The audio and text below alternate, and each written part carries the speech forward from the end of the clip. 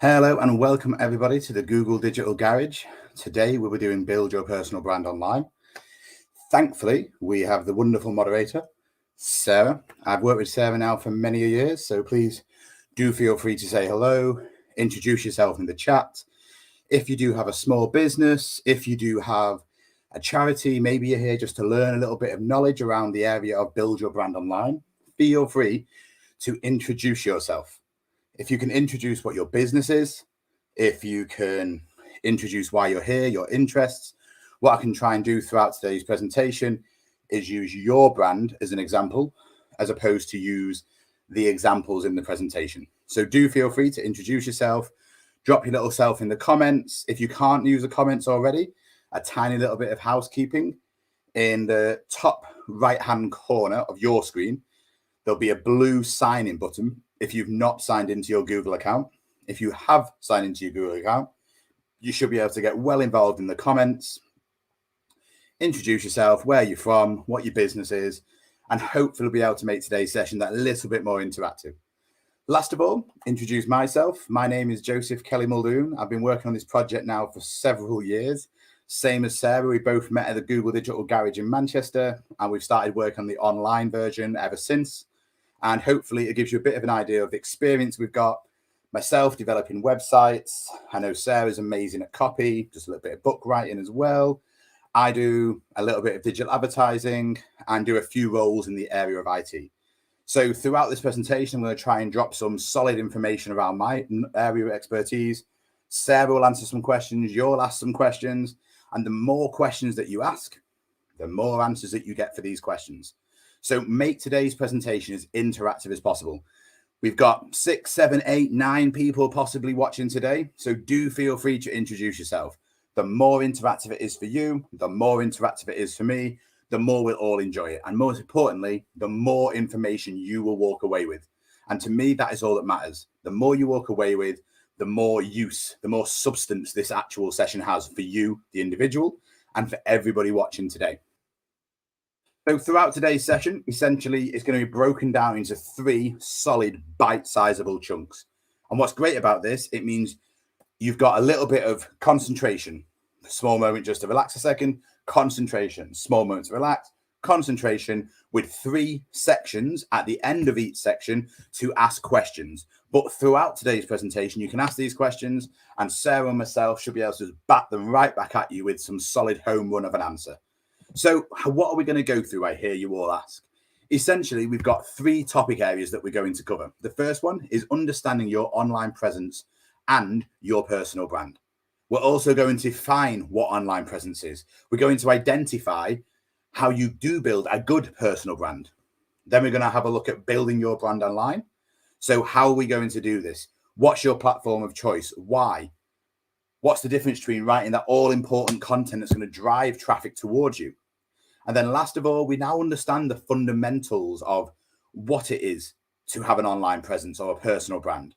We understand how we're building it. The next we need to do is think, well, how can we spend that extra little bit of time growing, finding opportunities, posting relevant content, and turning those online connections into offline opportunities?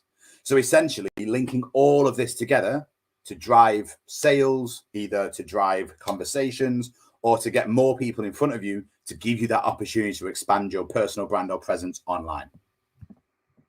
So before we kick into this, there's an amazing opportunity that Google have given everyone. I wish before I started with Google, this was an option. I could just give myself a mentoring session, I suppose. Is to go to g.co/UK mentoring. This is an amazing opportunity that Google have provided to give small business or UK charities an amazing opportunity to be able to get one-to-one mentoring for your business to develop. Please do not see this as a fix-it situation.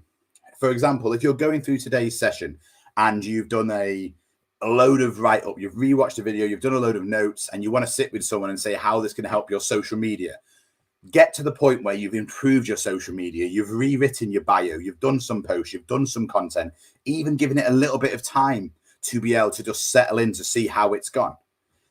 Then book onto the session or book the session in the future.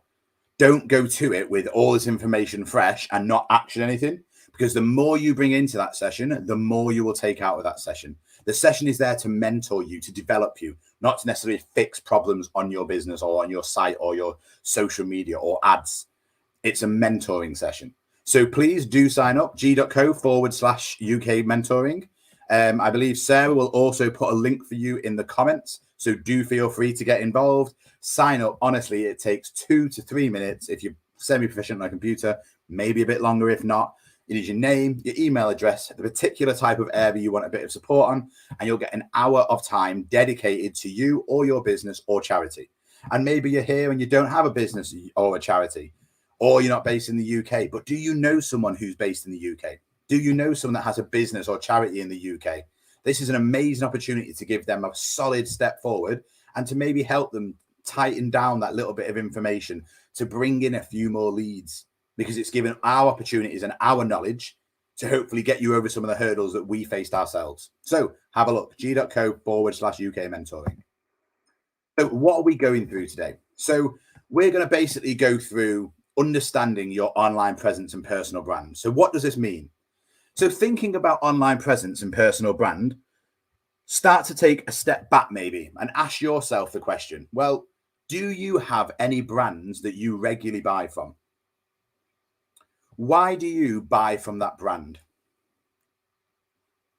And what defines a brand for you? So for me personally, I'm trying to think. A brand I definitely have an affinity towards is Joe Wicks, the body coach.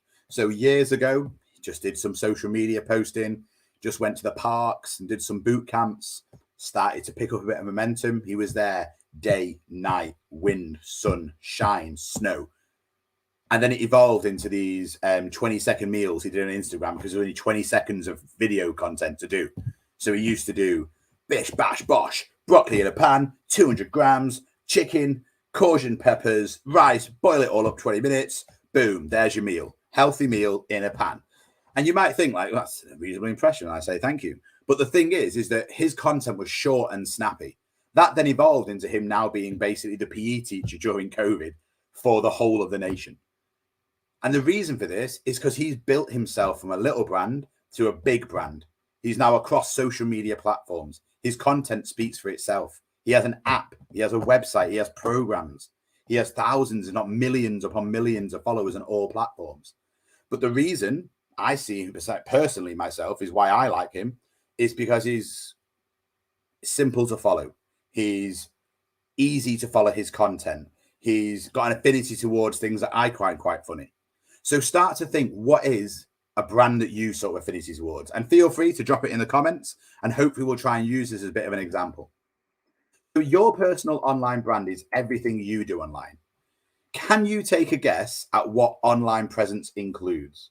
So when we're talking about online, what do you think this actually includes? So when I'm saying online presence, obviously that's a lot of potential information. But think about this on what it is you think online presence is. Is it just social media? Is it just a website? Because what you've got to consider here is anything that is online. Anything that has your name associated to it is online. So, for example, a really good example of this is I used to work in a secondary school in Stretford. And when I left that secondary school, I did my placement year at university, for example. And I left that secondary school. They wrote me a nice little, Joe's been here for 9 months. He's made a great impact. He's done a great job with IT and expanded beyond just the normal IT realm, blah, blah, blah, blah, blah. Thanks. If you search my name, that PDF was on their website and possibly still is, with my name associated to it with a little thank you note. And that's a PDF on a website that has been published. So it's not just social media. Essentially, your online presence is anything. We're going to have a little bit of a deeper look into this into a minute. But what we've got to consider here is things that you could do here. So if you're making notes, if you're writing some information down, just a really easy one, write down, Google your name. And you might think I've done that.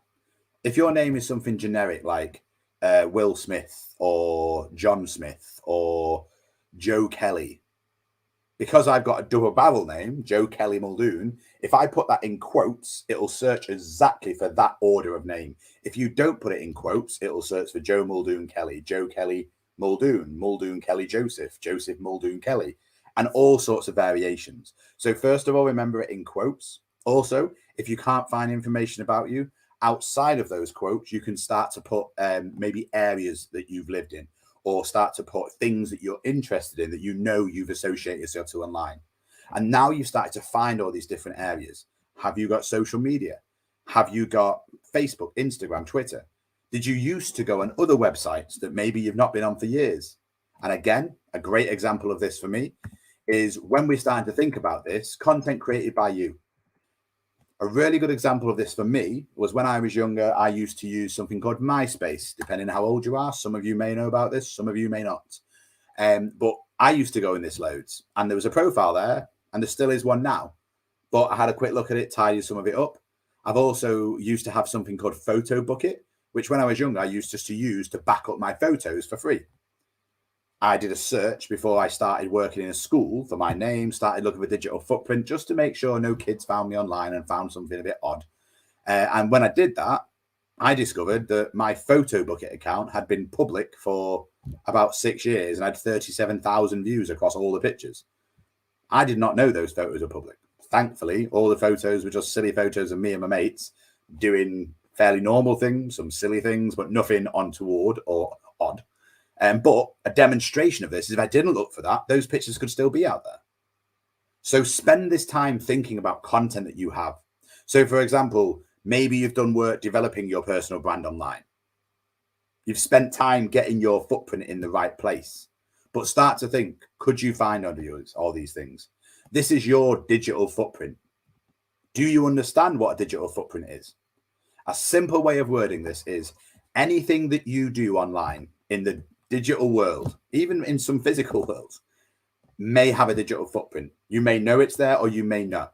And in the past, it's like walking on a beach for, say, 10 years. Every single footprint that you have left, a like, a comment, a share, is created by you. Photos you've uploaded, statuses you've complained about, moaned about, linked to the people in, about Eurovision, about New Year, about Brexit, about COVID, or anything. If you have posted them, that is content by you. So that's easily maintainable. Go through your Facebook profiles, Instagram, Twitter, forums that you've been associated to, have a look, clean up what you need to, done. But what about content that you've been tagged in? So other people have tagged you in this content. Again, a little example of this. When I was in university, I went out for my 20th birthday, had a few too many fizzy waters. And there was a video of me online. And when I started working in school, I Googled it, found it, just asked my friend to take my name off it, kept the link for future reference to show my kids, but it's no longer available. But somebody else had tagged me in that.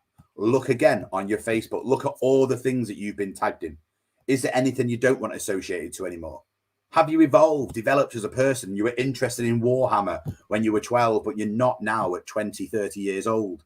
Was there silly things like Quidditch? Not that Quidditch is silly to the people that love it, but you were playing Quidditch in a park and you're like, do I want a professional person to see me running around a park with a broom between my legs, playing Quidditch with a golden snitch flying around? Probably not. So start to think, actually, what are things that you have done in the past that hopefully you can start to think moving forward? And your internet activity, anything that you've done in the past, IPs addresses can be stored, cookies can be associated to you, logins can be associated to you. Online purchases still have your history in there. Most of these have options to clear browser, to clear cookies, to go into accounts that you've been on in the past, to go into purchasing accounts which you can remove, you can wipe. So all we're doing is trying to set what I call a baseline of content that you have sort of audited, I suppose. So spend that time looking for your online presence. And then what we're going to do then is think, well, how can I do this? How simple is it to look for an online presence? How can I clear this all up? Well, first of all, review your privacy policies. I'm not saying read every single inch of it, but start to look into these policies. For example, on Facebook, you can have a normal Google Chrome window here, Firefox, Edge, whatever you want to use. Safari exists as well. Go into your browser without logging into Facebook. and go to facebook.com and find your profile and see what you can see.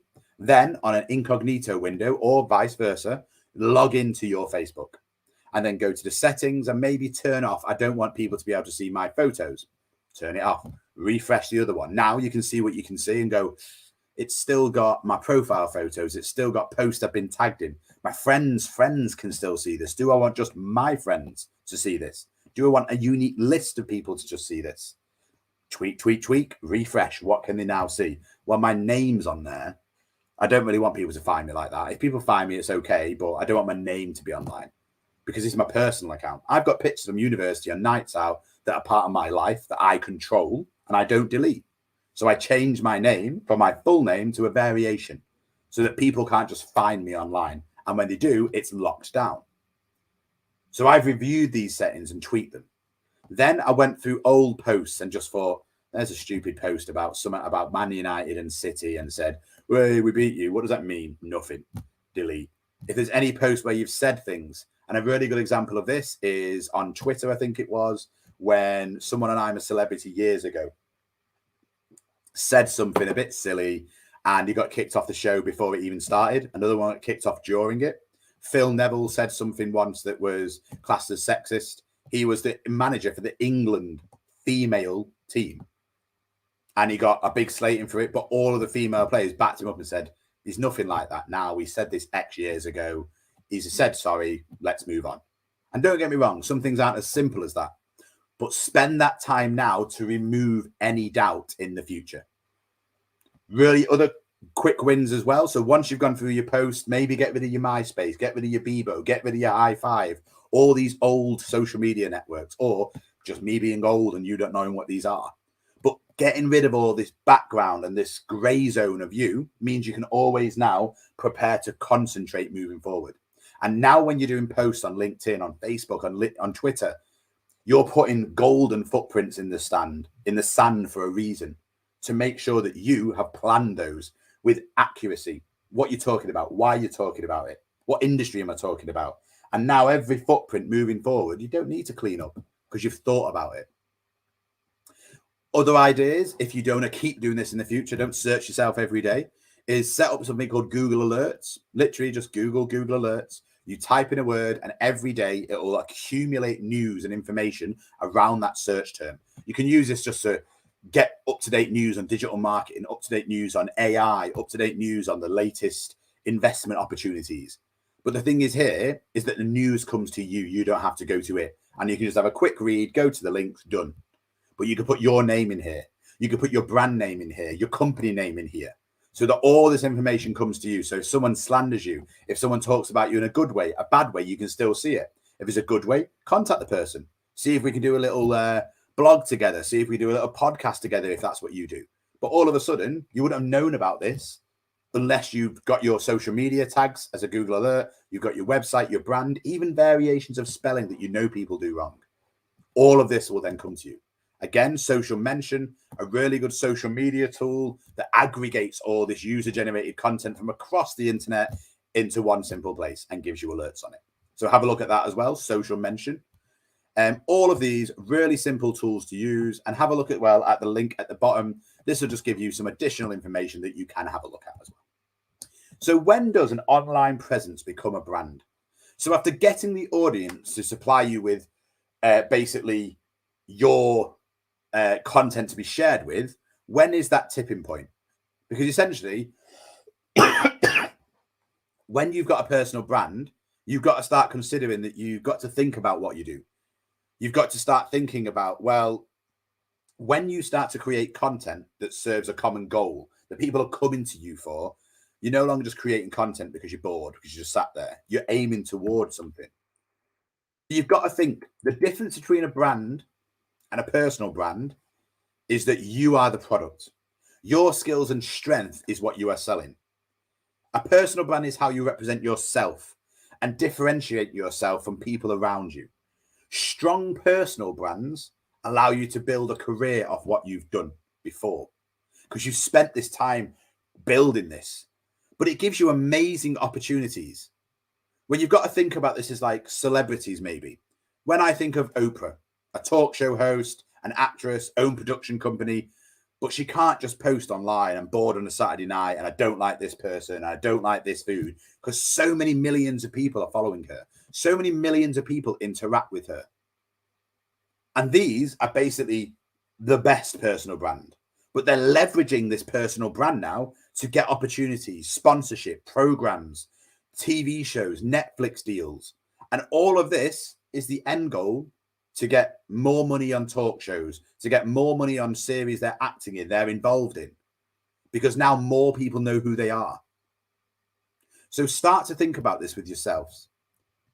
A celebrity is an example of this. And this is why you can be like a micro-influencer, an influencer. You influence your local area. You expand to the bigger area. You expand again to a bigger area. So start to think about who you are and how you differentiate from your peers. And this will then start to make you think, well, what can my brand do? Why are people following me? So here's a really good example of this. So Sarah Ritchie has trained as a professional health and wellness coach since 2010. And basically just did vlogging online, fitness videos, workouts, and essentially just posting what she's good at in a professional manner.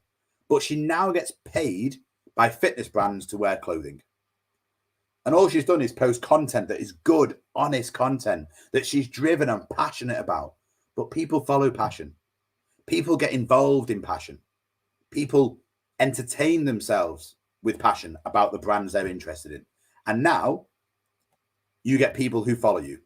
You get people that are brand ambassadors talking about you.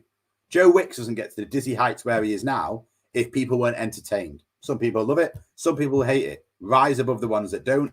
Invest in the time the ones that do. But now she's given herself amazing opportunity and gets paid to just be in the gym because she's getting sponsored to wear clothing that people get influence from her to wear because they're like, well, if she wears that, I'll wear that. Sheena, on the right-hand side, loves food. Started a food blog in 2016 with food images posted on social media about her personal opinions about these food. This quickly gained interest, and since then, Sheena now receives regular invites from restaurants to review their food and try their food in return for either money or in return for the review of their on her blog. Knowing that people follow her, knowing that she has influence in the local area. So when we start to think about that, is this something you do? Have you got a passion for something that you know you could do differently? That you're passionate, all friends, you say, God, you talk about food so much. Why don't you do a blog about it? That's something I seriously consider because food is my life. But what we've now got to consider is that if we are going to go down this route, we need to spend time looking at this. If we're just doing it because we're trying to find a job, if we're doing it because we're trying to find something that we want to do to grow our passion, remember that if you are in a job, if you are looking for this for job reasons, is you need to spend that extra little bit of time looking online. Don't just go, I'll do a quick Google, because 69% of employees conduct social media checks. So basically just over 2/3, which basically means most employees check social media for you. So check yourself before you wreck yourself. Spend your time doing these searches, which I've just mentioned, looking through this content. And then when we start to take it that extra step further, when we're thinking about personal brand, when we're thinking about, well, why would people trust me? When people write reviews for your business, when people talk about you online, when you're posting reviews on your social media about your business, your personal brand, the reason people do this is because 89% of consumers aged between 33 and 54 trust online reviews as much as personal recommendations. So when you're posting your content online from your suppliers, from your clients, from people buying your products, your brand is expanding itself. If she's got a personal trainer, for example, people talking about her, do a quick video from one of her clients, someone sees that, potentially drives somebody else to come to her. But now you can share this information with the world. Now you can get all of these people to actually look at you and get extension beyond those people by researching hashtags, content. But it's your online brands that matter. So spend that time researching it. Once we've got to the point of maybe we've just got social media, we do a little bit here, we do a little bit there. Give yourself a goal, a brand, a purpose. So a goal gives your brand a purpose, which means when we're looking at this, here are 3 examples. we've got A, someone sat in the gym at the floor, a little bit sweaty, quite happy with themselves. What does this say about your brand? I'd say it looked like someone who's had a good gym session. Hopefully, you see her and think she's physically quite toned. She's physically quite fit. That's something I could aspire towards. But she looks quite happy as well. The second one, we've got customer reviews. We've got a solid picture of a personal trainer. We've got a solid picture of someone at a boot camp, inspirational pictures, clean website. I like it. What could it possibly be that they're trying to get across? And the last one, we've got a example of someone who's a trainer, eating lots of food, big events, love life potentially there going on, gym life, stretching. What is it they're trying to get across here? Satisfaction. If you see these pictures, you're like, wow, she looks satisfied. She had a good gym session and she's smiling at the end of it. She's like, oh, I'm done, but I'm happy I've just done that section. The next one, quality. We're looking at this and the reviews are talking for themselves. I'm not even talking for my own business. I'm just like, boom, read my reviews. My reviews speak for my business. My business speaks for itself now. The last one, credibility. Of course, I'm a big trainer. I have good clients. I've got someone that's a boxer. I'm having a nice little life around it. Of course, you can still go out for meals, have a pint in your hand, have a drink. Some people take it too far to one extreme, but he's trying to say, this is credible. This is feasible that you can have a life and still be healthy and still enjoy yourself. But adding goals to your profile will A, give you keywords, give you things to think about. But the main thing here is it actually gives you a difference between them. So before we have Fatima Allen here, and essentially beforehand, she was just, I'm on LinkedIn, regional sales manager, a sales-focused individual who enjoys dynamic atmosphere of a working as a team, in a team, as do a lot of other people. Well done, Fatima. But what we've done on the right is we've stepped it up a little bit. We've added a goal. On this one, I can physically see what the goal is. It doesn't just say who I am and what I've done. Fatima is demonstrating on this one that she's a thought leader.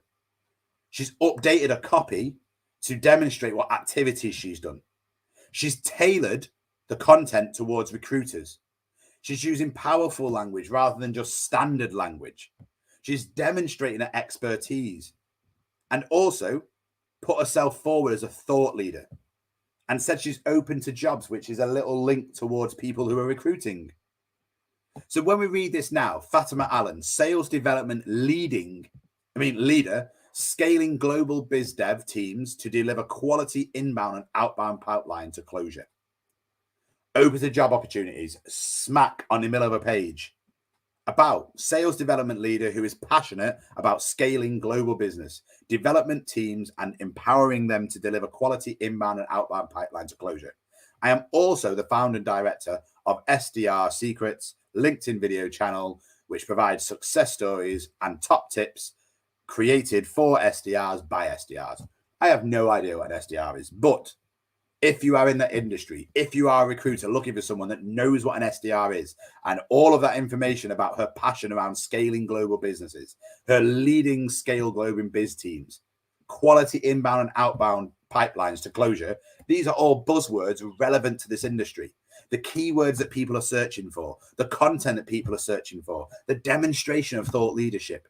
We have to choose between Joe and Fatima. Joe has got the profile on the left. Basic, simple. I have to dig into this to go, do I put him in this list? Do I not? Fatima is literally saying cards on the table. There's a full house. Read it all. That person is negligible compared to me because all the information is to be seen. And if it's a toss up, it's going to be Fatima who's the one who's actually going to take him over the finish line. But let's have a look at some questions here. Let's have a quick look. So we've got Jessica Smith, St. John's International. I'm here for some branding reminders to pick up some tips and tricks to support some of our smaller establishments with their branding. Amazing to hear. We've got Leah Hernandez, Colombia, Vignesh, India. Great to hear. Lauren from London. Again, guys, feel free to drop some information about the businesses that you've got so I can try and deliver some of this content aimed at exactly towards you. But either way, appreciate you saying hello and getting involved makes it a bit more fun for Sarah as well. So the next thing we're going to have a look at is building your brand online. So first, describe your goals. What is it you're trying to achieve? A simple way of looking at this is find new job opportunities, find more followers, find new clients. Just get down either multiple potentials, but you need to decide on a goal. But let's just get your first one over the finish line. The reason for this is because we need to start considering, well, why are you here? What are you trying to do? We've gone through before this. Well, what is it we're trying to do? We're adding that information, understanding our brand. Now we need to start building that brand.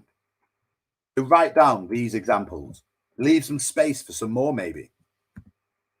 I want to present myself online like blank because I want to blank. I will know I've been successful when blank. Write all these down. An example of this is, I want to present myself online like a professional trainer because I want to get more clients letting me train them on digital marketing.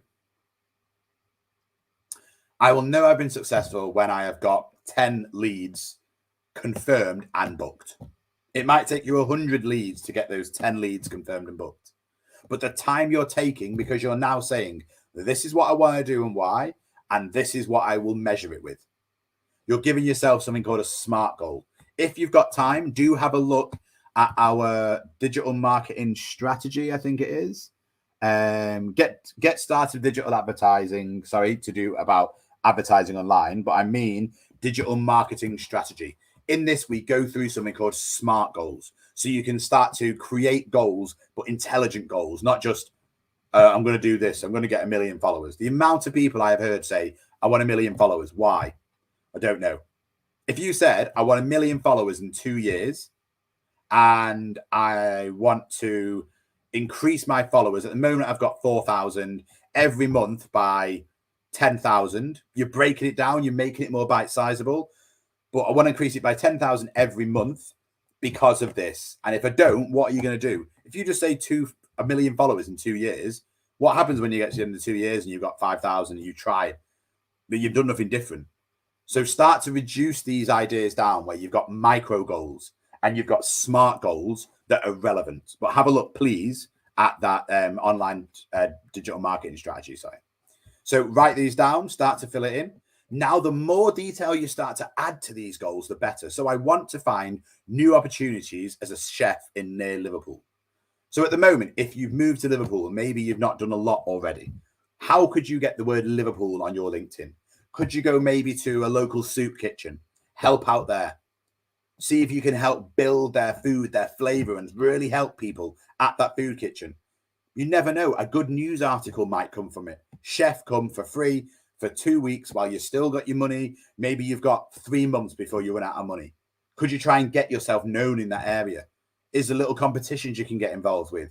Could you work for free at a place or two to find out, is that for you? Could you work 3 jobs, 2 days a week to find out which one works for you? But now you can say you worked at 3 places for 2 months and this was your position.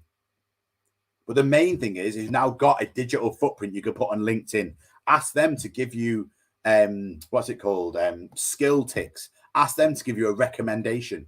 Take them down the path. Would you mind writing a bit of a review online?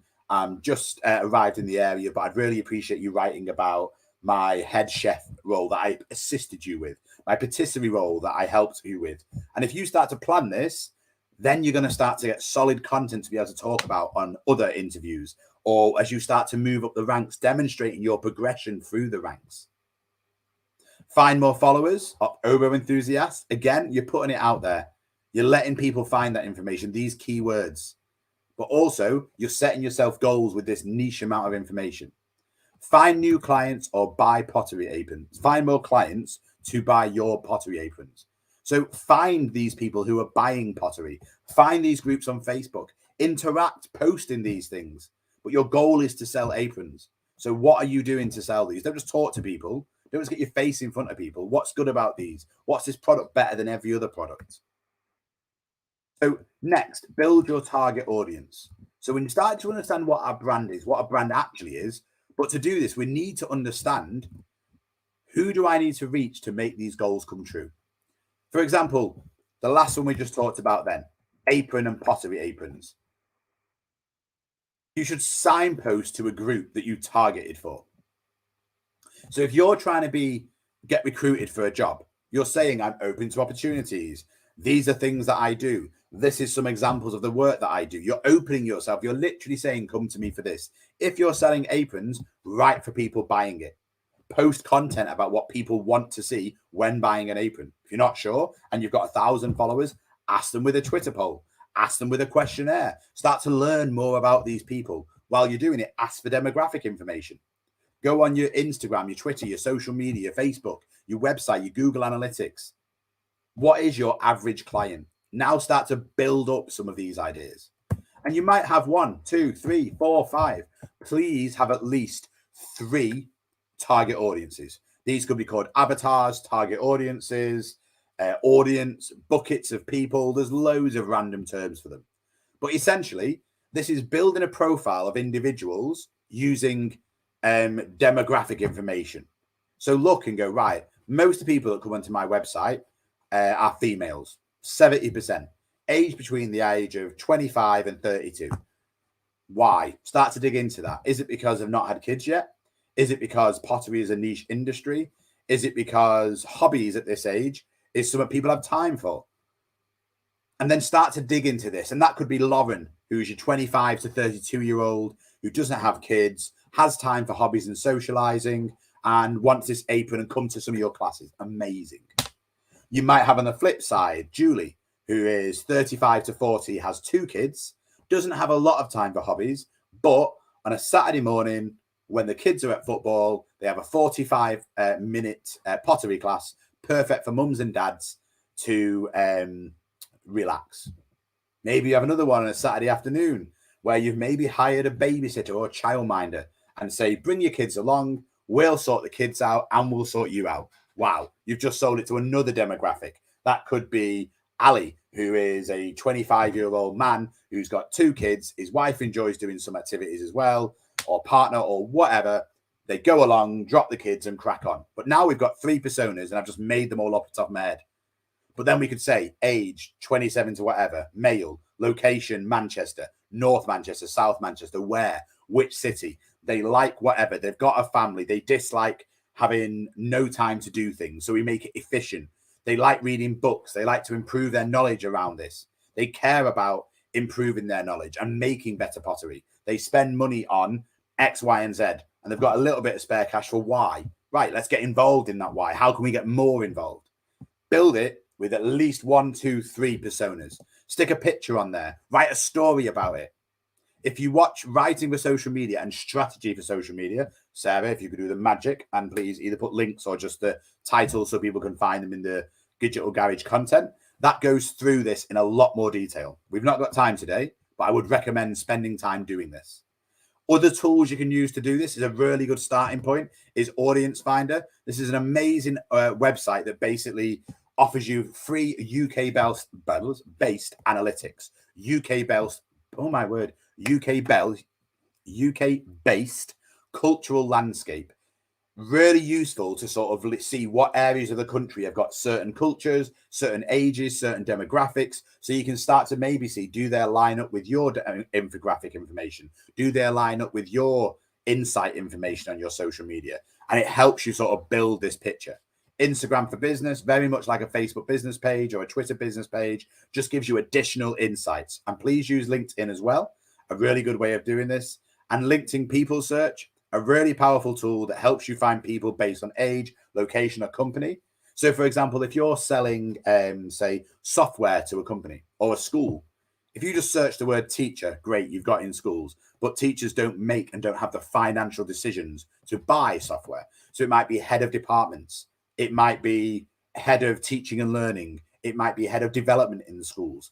So now you can search for these job titles and talk to people that have the actual power to spend the money, as opposed to the people that have to find people, get a meeting, and maybe skip some of these steps. Hence, why these tools are very useful. So Audience Finder, social media business profiles gives you this information.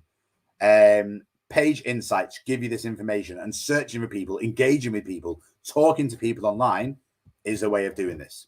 Sometimes just searching and guessing is not always the way to do it. So if my goal is to meet more fellow writers, I could Google the mass amounts of time finding these, but actually sometimes there's platforms to be on, sometimes there's apps to be involved with, sometimes there's areas to find this key information. So meet up with fellow writers looking to meet up. Don't just Google it, or Google it and find the things that are actually the things that are already been built. So for example, for this one, if you're trying to find local people to meet up and other people to follow online, it could just be you need to spend this extra little bit of time and actually go, actually, what platform is this? And this is one called Meetup. If you're trying to sell jewelry online, you can go on eBay. You could also go on Not on the High Street and Etsy.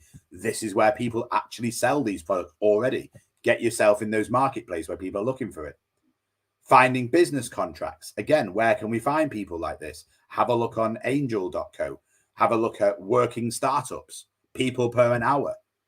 Go to the platforms that already have this. Specialist platforms can save you time. And this is why sometimes don't just search it, try and find them as well. So now we've gone through sort of like where they are, what to do, why we've got to do this. What words would describe your business? Again, Writer for Social Media spends time on this. But think about this. What words do you think describe your business? Choose 3 words that represent your brand, maybe from here, or any 3 words. And then an interesting idea of this of your own is now ask friends, ask family, ask your followers, ask your clients maybe that you've already got. Do these words align up? Is there some overlap? If there's not, what could we do to make this overlap happen? Because what you imagine might be your 3 words might not be what other people say. You could say professional, informal, caring. Other people could say scatty, intelligent, not always on time. And you're like, wow, they don't line up. Intelligence, great. But we need to sort those other 2 out so that in the future they don't say that. And our new clients never think that. So here's a little example of this. Create a handle or bio. So Fatima Allen, customer service manager from Manchester, interested in content marketing opportunities, Open University graduate in English, literature, regular contributor to BuzzFeed and HuffPost, new ideas or opportunities, email this email address. So what's great about this? It's easy. It's not too complex. It's unique to her, and it basically means it summarizes everything you want quite easy and quickly. Your offer, who you are, where you're based, and essentially what it is you're interested in. Now, why? Well, this is my experience. I'm talking about things in this actual field. It's contextual. What do you want to do about it? I like the sound of this person. I've looked at a post. I've looked at her tweets. I've looked at her videos. Love it. How do I get hold of this person? New ideas and opportunities, FatimaAllen@gmail.com. Boom. Now we have an email address. You email her. You've just spent this extra little bit of time making sure that people know you're interested. You get an email. Let's nail this down. So then consider content builds trust. So discuss the role that content actually does for your business. Talk to yourself. Write this down. By delivering regular content, by making your biography consistent, by lining up your handle, means that people start to see the brand image, associate it to the content, associate it to the handle, and hopefully all 3 of them create a beautiful crescendo, like fireworks in the sky with your name and your logo, bang, pop everywhere. So the health doctor looks reasonable. Brown toast with some healthy food, blueberries, radishes, possibly some smoked salmon, some lime, some hummus, some tzatziki, some nuts, some blueberries. Everyone's happy. That looks healthy. It says you're the health doctor. Nailed it. I love cakes. Do you? I do like playing guitar. Bit confused why that picture's there. Make sure you align them up. So what does your business represent? Get a handle that represents that business in one and an image that matches it. John the bread maker making bread. Makes perfect sense. So here's some little examples of this. So it doesn't always have to be necessarily the brand with food. It could be that you are the brand. So it's got a good picture of you. We've then got a little blog below this, basically saying, living the vegan life, London vegan, recipe creator, get your cookbook now, fitness and Muay Thai fun, find me on YouTube. All of these different stories about things that she does in her stories, the history of them, her content well presented. Now This is what people come to her for. But at this point, you've got a relevant photo, good handles, offering good content that reflects her offering. Start to think about this for you. When you've got this big, you seriously have to think you are a brand. You're not just a guy posting online. You've got thousands of people following you. And this is why now you need to consider your footprint. You need to consider, what have you posted about in the past? What have I said in the past? I need to start thinking, I can't just give my own political opinion to 200,000 people who are my followers, and then half of them disagree with it, and 1/10 of that half unfollow me because of that. There's ways of doing it, but just be considerate, because now you're influencing. People are following you. People find you entertaining. And if you're there because you're talking about food, veganism, cookbooks, bit of lifestyle in there as well, what do you do? How do you have time for Muay Thai, cooking, and writing these vlogs? Here's a little video behind the scenes. Here's a little bit about this. But then you start going seriously into politics. People didn't follow you because you were going into politics. People followed you because you were talking about things that they care about. Food, the biggest common denominator between all the people in the world, especially me. But that then means actually here, especially Sheena. So consider this when you're doing it. She's nailed the handle. She's done the photo. She's done good content. What about for you? So create a handle for your biography. So what skills and strengths and experiences do you want to highlight? Think about this. Write these down. What does your target audience want to hear about? Start writing down what you think they want to hear about. If you're at this tipping point, spend this time doing this. Do they want to hear about recipes? Do they want to hear about cooking? Do they want to hear reviews? Think about this. Write this down. If you've got a few followers already, ask them the question. Let the poll do the work for you. Spend time writing this bio up. So you've got what we said at the beginning. Remember what you're going to offer, your expertise, and your call to action. So any questions yet? We've still not had any questions, but I'm hoping people are still entertained and still enjoying it today. So the last one we're going to have a look at is increasing your visibility online. So when we do this, we've got to consider that actually you've completed your profile on LinkedIn. Have you completed it? If you haven't, it's got I think it's a 10-star system that literally says 1 star, fill in your name, fill in your basic information.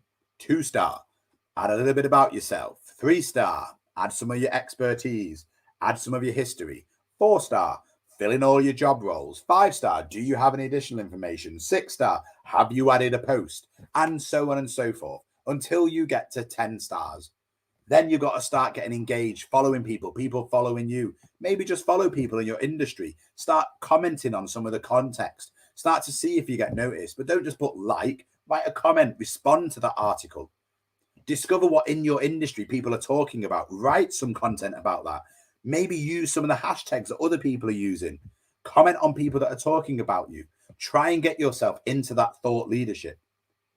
Give and request recommendations and skills between your ex-colleagues. It's not an uncomfortable conversation. It's a professional conversation. And take them down the rabbit hole. I've just got a job, or I'm trying to get a job in Liverpool as a chef. I worked for you for 3 years. It was a great relationship, but I had to move because I moved from Australia to England. Would you mind recommending me a recommendation? Because I worked in your restaurant as a secondary chef, sous chef, whatever.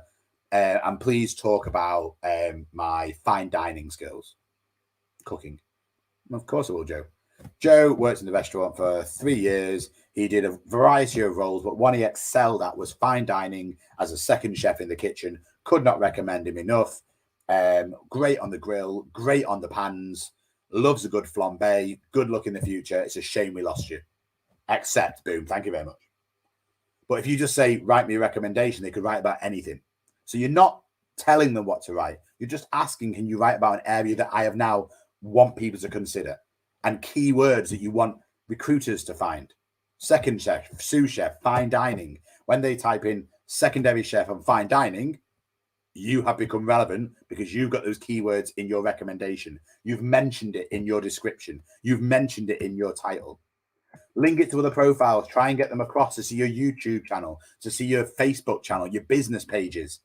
These all bring all of this information together to make like an orchestra of sound, an orchestra of information that they can look around all of it rather than just a LinkedIn profile. So tips to grow your network: post quality unique and high quality content. Spend time researching, looking at something like maybe like Google Trends. What are people talking about in England versus America? Do they change? Research in the industry that you want to get involved with. What is up and coming? What's not? What's the next big thing? What's the big food festivals you can be involved in? Could you help organize them? Is there a food drive in your area? Is there a homeless shelter in your area you can maybe get involved with? There's a really good example of a good news story went all across my local area. There's a hairdresser called Skull Candy or Skull something or anything. And basically the lead hairdresser there just went into Manchester and cut every week and cut homeless people's hair. Didn't do it because he told people about it. But people started to hear about it. People started to ask him why. Well, I give back. I've got other people that work on a Friday, a good, successful business. The least I can do is that. And he went out and did this every Friday. Then there was a massive MEN article about him. And he said, I didn't ask for this. People just came to me. The MEN then asked me about it. They did an article. Brilliant. Amazing good news story for him. Definitely a good news story for his business. People definitely went there because of that. So start to think about this. This is high quality content. I'm not saying plan that, but I'm saying like, look at what you could do. Look at things you can be involved in. Research the area. Write an article that's a page long rather than a paragraph. Start to go beginning, middle, end. Develop this content. You've got AI all over the place at the moment. Ask ChatGPT, ask all these ones, what could I write about for an article on global warming in England? 6 headlines and some content. Help me with this. Rewrite it, research it, develop it. Now you've got high quality content. You're connecting with the audiences. What keywords could I include for the UK digital marketing? These are the keywords, not these keywords. Now make it in the content. Do regular content. Be consistent with this high quality content. People are engaging with it, liking with it, sharing it. Posting regularly means you're driving people coming back to you as an individual because you spent the time doing this. You've not just gone like, share, that was funny. All of these things create this like a triforce, like a truffle movement, and each one feeds the next one. And the more you do this, you'll see your following grow. You'll see your importance grow. Like we talked about Fatima before, then she's a thought leader. Now she's doing her own YouTube channel. Now she's doing her own podcast. She's inviting people. She's getting bigger people each time because bigger people are coming. But now she's a thought leader, getting bigger jobs, bigger opportunities, bigger fish to fry. All because she's spent a little bit of time at the beginning. Tips to grow your network. You're starting to do this now. You're writing a bit of content. You're following people that have got influence. You're writing and they're saying, what do you think about things that are happening to drive people in their comments at the end of your videos, at the end of your articles? What do you think could be newsworthy information? What do you think about this article today? Do you disagree? Do you agree? Feel free to leave it in the comments. All of a sudden, people are commenting on your content. The content is now getting talked about. There's 10 comments, there's 20 comments. People are liking it, people are sharing it, people are arguing in there. As long as it's professional, it's fine. What's great about this is that your likes, your reactions, the pages are now getting traction. You're talking about other people's ones. They see your comments, they see your articles, they see your name pop up a few times. Now you're subconsciously in their head. If you ever go to an event and you're talking, they're like, oh, I've followed this person online. This is amazing. Take it to the next level. Could you be visual? Could you do video content? When you're doing a presentation, don't just have a PowerPoint behind you. Find ways of engaging with people, multimedia, votes, live questions, so you can literally create content to answer these questions for them.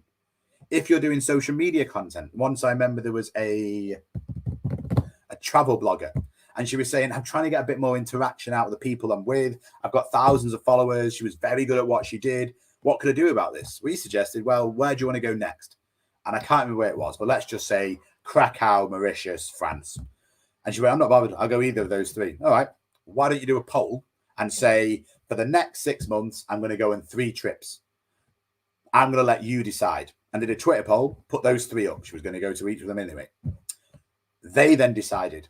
And then she said, next week, I'm going to put the 3 opportunities up. Why don't you tell me where you think I should go? A little bit of suspense, a little bit of fun. People then started to vote. Oh, which one's the best? Did a little video around this. If I go there, I might go here. Where should I go? I'm going to do a post about France. In the comments, tell me where you think I should go. I'm going to do a post about Krakow. In the comments, tell where you think I should go. And it drove traffic galore. And then she went to one of them, which she was going to do anyway. but a little bit of spin doctor on this made this same thing much bigger.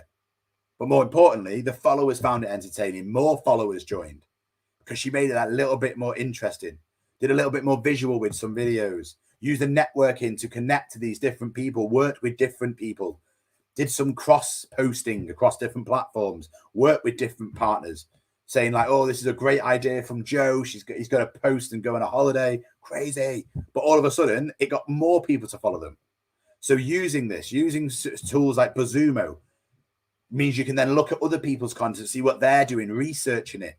All of this comes together to give you comments and content and articles that are high quality, visuals that make people want to come back to you. Use your online networking to find new opportunities. How could you, if you were trying to find a job, do this?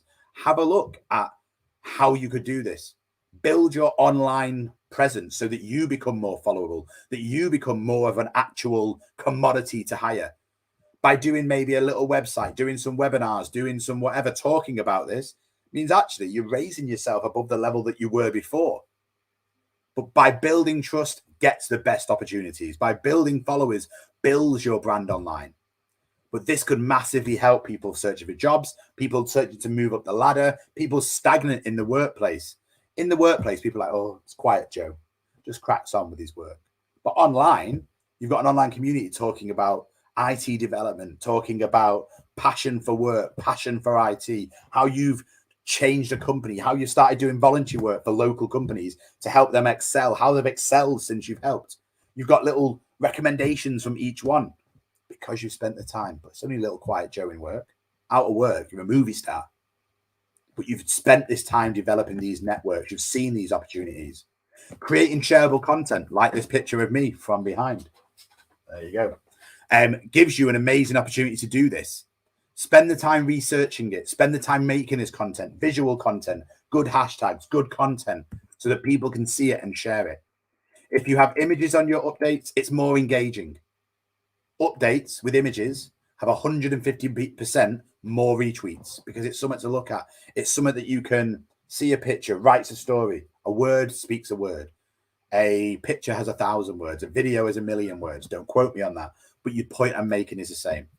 Photos of people's faces, 38% more likes because you can have association. Is it a happy face? Is it a sad face? Is it a concerned face? Is it Shakespeare's face? Who knows? But it's just that human touch to it. Live broadcasts like Facebook Live, Instagram, Twitter Live, all of these options, you use the tools that are built into those platforms. Those tools have been dropped there to get more engagement and more people on them. But if you go live on Facebook, my mate did it on a fishing trip. It pinged up on my phone as a notification because it's a tool that they want you to use. Spend time doing this. Think of a feel that your business has. Spend time doing this. Something like VSCO is an amazing tool. If you've got, say, one picture that you use 5 filters on, you apply 5 filters to one picture. But if you use VSCO, you apply 5 filters to one folder, move the pictures in, export them, one move, one export, not 5 actions. So VSCO Cam's great for that. Spend time using polls, using stories, quick stories every day behind the scenes, then using those stories at the top to go, this is my product stories, this is my client stories, these are all of my reviews, actual live reviews that people can click on and watch. These are the posts that I'm posting. Live stream once a week, consistent. Then putting that content onto your LinkedIn so people can see it and it's just transcribed down. So who is your target audience? What do you want them to do? Find out what content appeals to them and do it. What messages that you're trying to communicate? Write that down. Get that content to always come back to that message every time you're writing content. What is your visual look and feel? Make it consistent. I don't think we've got any more questions. Hopefully you've enjoyed today's session. What is your next steps? Have a look back at this g.co/UK mentoring. Bring it all together. Take some big steps forward. Jump on this mentoring, excited, getting ready to nail these options rather than coming to these with the options that you're about to nail. Spend some time, see what happens, get some responses, get some insights, get some analytics so you can take that next step forward. Thank you, everybody, for getting involved today. Thank you for saying hello. Zybeth, Lauren, Loreen, Big Nesh, Jessica. Thank you for getting involved. Sarah, as usual, thank you very much. You're amazing. Have a nice day, everyone. Thank you for coming to the Google Digital Garage. Enjoy the rest of your evening and the bank holiday weekend in the UK. Goodbye, all. Thank you again.